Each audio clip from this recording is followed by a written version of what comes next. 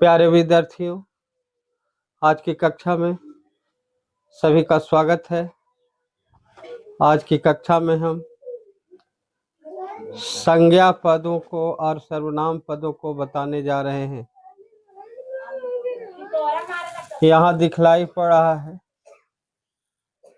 ये जो हरा से रेखांकित है, सब यहाँ इस वाक्य में सब शब्द जो है संज्ञा शब्द, और इसमें जो है रेखांकित है द्वितीय श्रेणी में, इसमें सब जो है सर्वनाम पद है। इसमें भी दो तरह का है, ये पुल्लिंग है, एक स्त्रीलिंग है। पुल्लिंग है, स्त्रीलिंग है, पुल्लिंग है, स्त्रीलिंग है। इस तरह से आज इसमें हम सर्व संज्ञा पद को सीखेंगे और सर्वनाम पद को सीखेंगे। कर्ता में संज्ञा पद होते हैं या सर्वनाम पद। संज्ञा से सभी परिचित हैं कि नाम बताने वाले शब्द जो है संज्ञा कहलाते हैं, चाहे वह व्यक्ति का नाम हो, वस्तु का नाम हो, फल का नाम हो या फूल का नाम। तो अब हम आगे वाक्य को देखेंगे। बालकः पठति संज्ञा पद है। अर्थ इसका हुआ लड़का पढ़ता है। अब इसके लिए हमने सर्वनाम प्रयोग किया, अयम पठति। क्या हमने प्रयोग किया? अयम पठति। फिर अगले सारणी में हमने प्रयोग किया सह पठति। तो अयम का अर्थ यहाँ लिखा हुआ है यह, और सह का अर्थ यहाँ लिखा हुआ है वह। यह जो है अन्य पुरुष का सर्वनाम है, प्रथम पुरुष का। पिछले वीडियो में जब हम धातु कोश का अभ्यास कर रहे थे तो उसमें हमने प्रथम पुरुष और मध्यम पुरुष का सर्वनाम का प्रयोग किया था, इसलिए उसका अभ्यास है। जैसे अहम, त्वम। इसमें हम इसलिए अन्य पुरुष के सर्वनाम का प्रयोग करेंगे। अन्य पुरुष या प्रथम पुरुष जिसके कहा जाता है, उस सर्वनाम को सीखेंगे। जो अंग्रेजी से समझते हैं उनके लिए एच ही जिसके लिए वर्ड आया है उसके लिए यहाँ अयम होगा। एस एच सी सी वर्ड का जो यूज किया जाता है उसके लिए इयम, उसके लिए जो है सा होगा। क्षम्यताम, एच ही का वर्ड के लिए जो प्रयोग किया जाता है उसके लिए अयम न होकर करके सा होता है। सा के बगल में दो बिंदी लगा हुआ है, इस बिंदी के बारे में भी जानकारी ले ले। इसको विसर्ग नाम से जाना जाता है, दो बिंदी को विसर्ग कहते हैं। वर्ण के भाग में यह आयोग वाक्य के श्रेणी में आता है। इसकी उच्चारण की बात करें तो इसका उच्चारण जो है हा होता है। तो दो तरह का सर्वनाम को हम जानते हैं जनरली थर्ड पर्सन में, एक दिस और एक दैट। तो दिस के लिए जो है अयम शब्द आया है पुल्लिंग में, और स्त्रीलिंग में दिस के लिए कौन सा शब्द आया है? इयम आया है, जैसे कि यहाँ लिखा हुआ है। हम यहाँ पर संज्ञा पद लिए हैं बालिका। बालिका का मतलब होता है लड़की। बालिका पठ लिखती, यहाँ पर हमने क्रिया को बदल दिया, ऊपर पढ़ना था यहाँ लिखना हो गया, और संज्ञा भी बदल दिया, ऊपर में पुल्लिंग था नीचे स्त्रीलिंग था। तो अगला जो सारणी है उसमें हम स्त्रीलिंग सर्वनाम का प्रयोग किया इयम,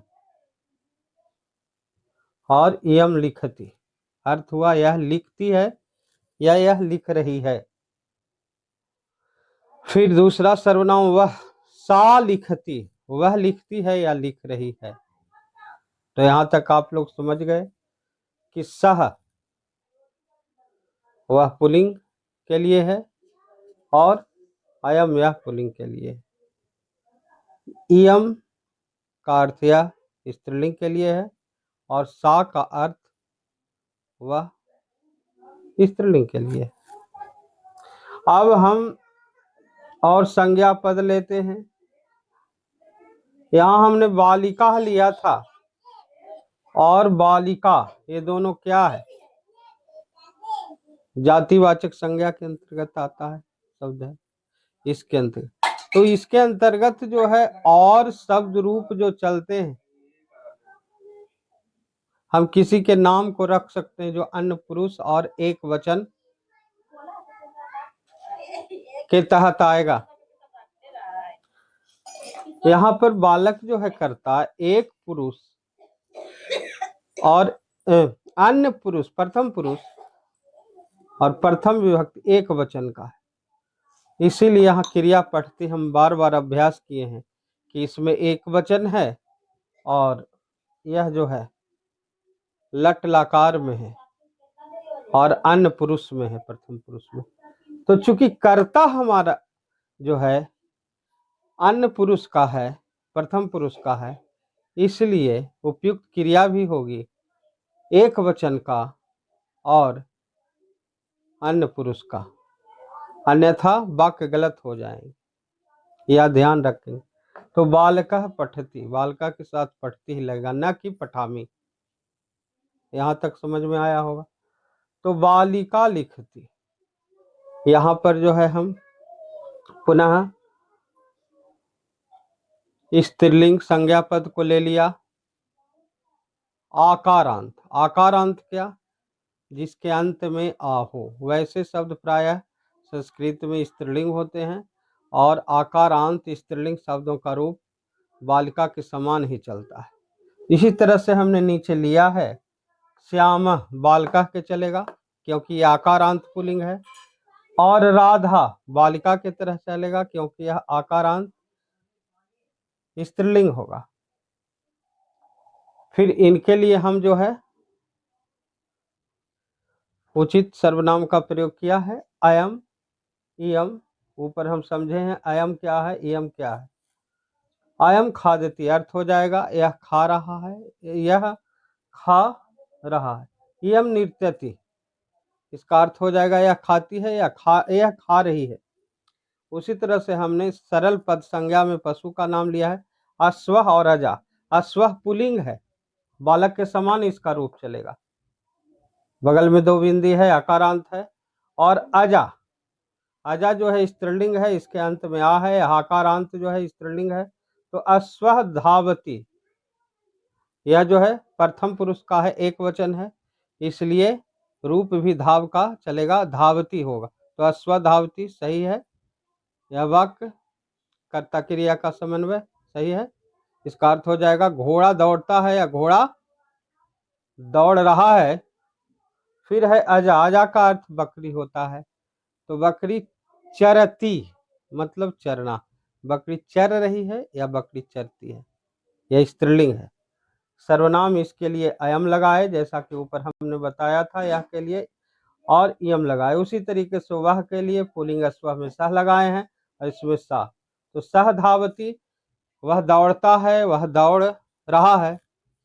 सा चरती, वह चर रही है या वह चरती है।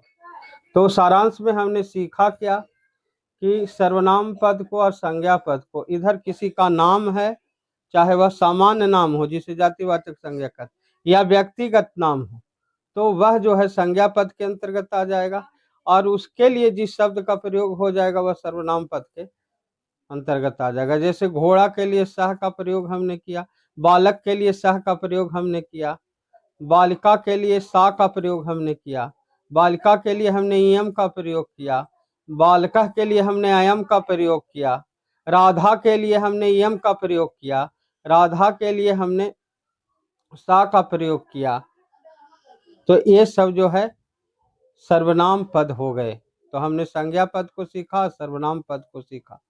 अंग्रेजी में भी हमने सीखा कि ये ही के लिए प्रयोग किए जाने वाले शब्द के बदले सह आता है, सह के बगल में दो बिंदी, और एस एच ई सी के बदले प्रयोग होने वाले शब्द संस्कृत में आते हैं सा, सा आकार सा, और सह पुल्लिंग है, सा स्त्रीलिंग है।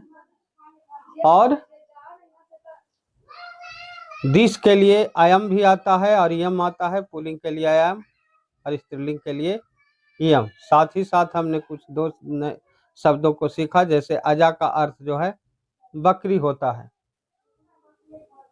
क्रिया का अभ्यास तो पूर्व में धातु कोष में हमने करा ही दिया है इन सबों का। तो आशा है आपको अच्छी तरह से समझ में आया होगा और आता है तो यह आप लोगों को बहुत हद तक जो है लाभ पहुंचाएगा। मेरा आपसे वादा है कि अगर आप ऐसे 5 मिनट समय निकालते रहेंगे तो एक ऐसा दिन समय आएगा कि जो आपको समझ में नहीं आता है, गद्यांश परीक्षा में समस्या उत्पन्न करता है, कठिनाई, वो सब दूर हो जाएगा और आप इस विषय में अच्छे से अच्छे अंक प्राप्त कर सकेंगे, चाहे किसी भी तरह का परीक्षा हो। आपका कार्य मंगलमय हो। आप सभी का धन्यवाद। मिलते हैं फिर अगले वीडियो में।